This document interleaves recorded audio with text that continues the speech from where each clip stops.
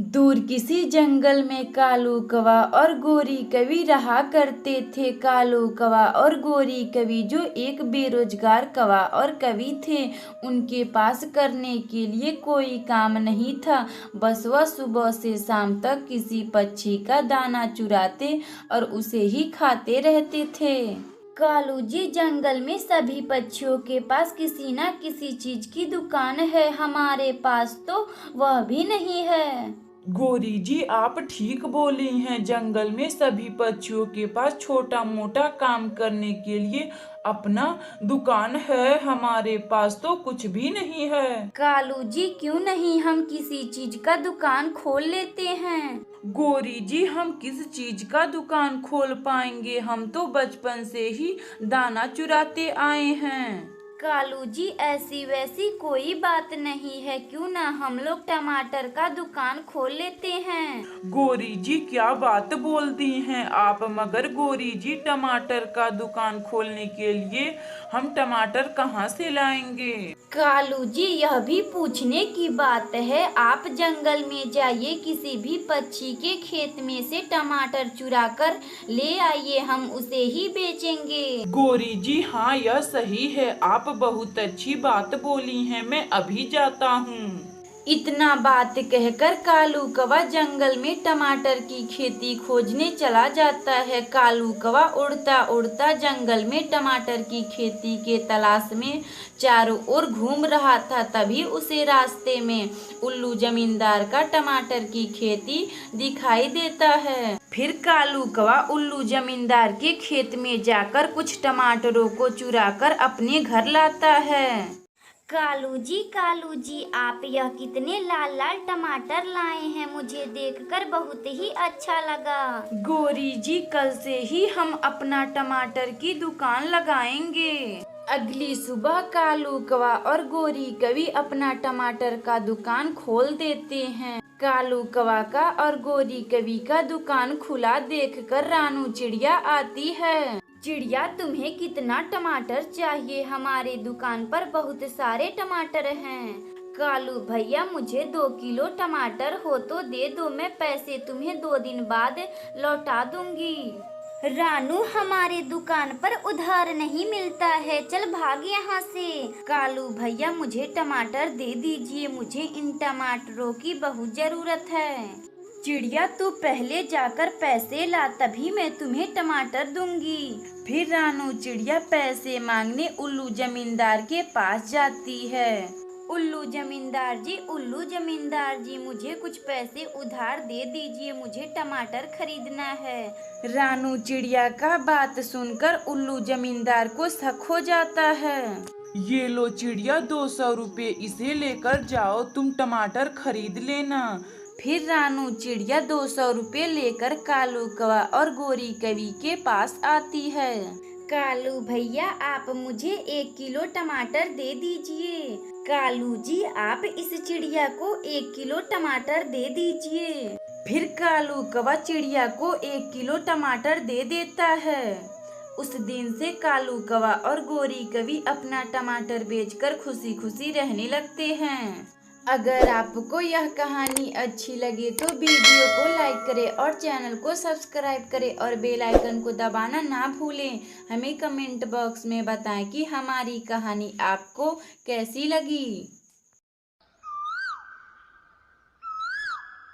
गुड़िया, तुम्हें पता है जंगल के बाहर बहुत अच्छे पके पके सेव की खेती है। मैं वहाँ हमेशा जाता हूँ। जग्गू, तुम्हारी माँ हर रोज जाने देती है, वह तुम्हें डांट नहीं लगाती? गुड़िया, मैं मम्मा से झूठ बोलकर सेव तोड़ने जाता हूँ। जग्गू, मुझे भी सेव खाने का बड़ा मन करता है, लेकिन मेरी मम्मा मुझे जाने नहीं देंगी।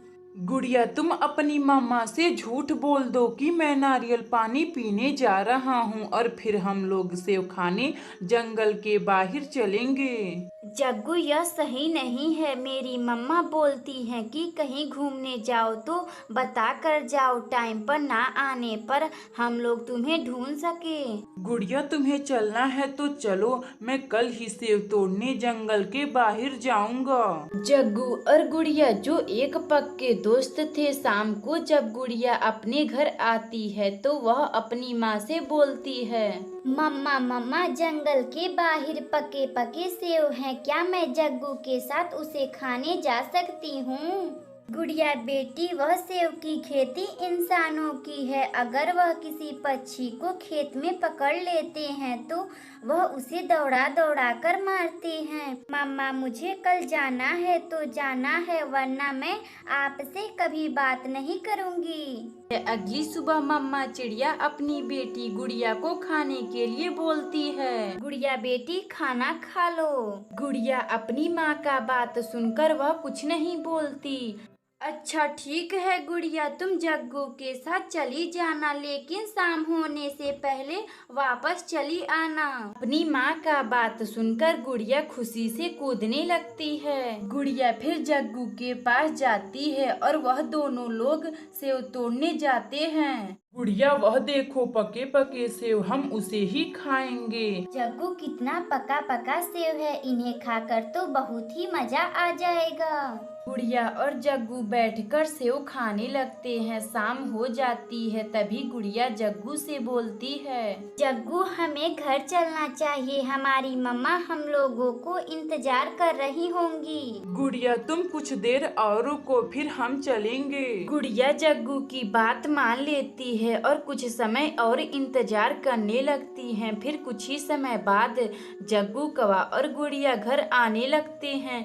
काफी रात हो चुकी थी। मम्मा चिड़िया और गोरी कवि को बच्चे की चिंता सताने लगती है। ना जाने कब सुधरेगा, जग्गू बोला था नारियल पानी पीने जा रहा हूँ, अभी तक आया नहीं। इधर रानू चिड़िया अपनी बेटी गुड़िया के बारे में सोचने लगती है, काश मैं गुड़िया को जग्गू के साथ ना भेजती, क्यों ना मैं गोरी कवि के पास चलती हूँ, कहीं गुड़िया उन्हीं के पास तो खेल नहीं रही होगी। मम्मा चिड़िया अपनी बेटी गुड़िया को ढूंढते हुए गोरी कवि के पास जाती है, लेकिन वहाँ भी गुड़िया नहीं होती है। गोरी कवि, आपने बच्चों को कहीं देखा है? नहीं रानू चिड़िया, मेरा बेटा जग्गू बोलकर गया था कि मैं नारियल पानी पीने जा रहा हूँ, लेकिन सुबह से रात हो गई, अभी तक जग्गू मेरे घर नहीं आया। गोरी कवि, जंगल में काफी रात हो चुकी है, बच्चे रात में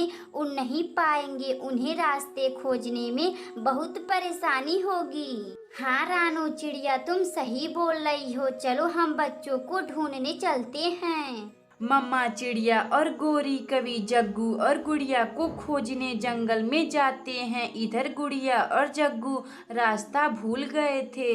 गोरी जी, वह देखिए बच्चे वहाँ पर बैठे हैं, जल्दी वहाँ पर चलिए। रानू चिड़िया और गोरी कवि बच्चे के पास जाते हैं। जग्गू, तुम कब झूठ बोलना बंद करोगे? मम्मा, अब मैं आपसे कभी नहीं झूठ बोलूंगा, मुझे माफ कर दो। गोरी कवि और रानू चिड़िया फिर अपने बच्चों के साथ घर आते हैं और खुशी खुशी रहने लगते हैं। अगर आपको यह कहानी अच्छी लगे तो वीडियो को लाइक करें और चैनल को सब्सक्राइब करें और बेल आइकन को दबाना ना भूलें। हमें कमेंट बॉक्स में बताएं कि हमारी कहानी आपको कैसी लगी।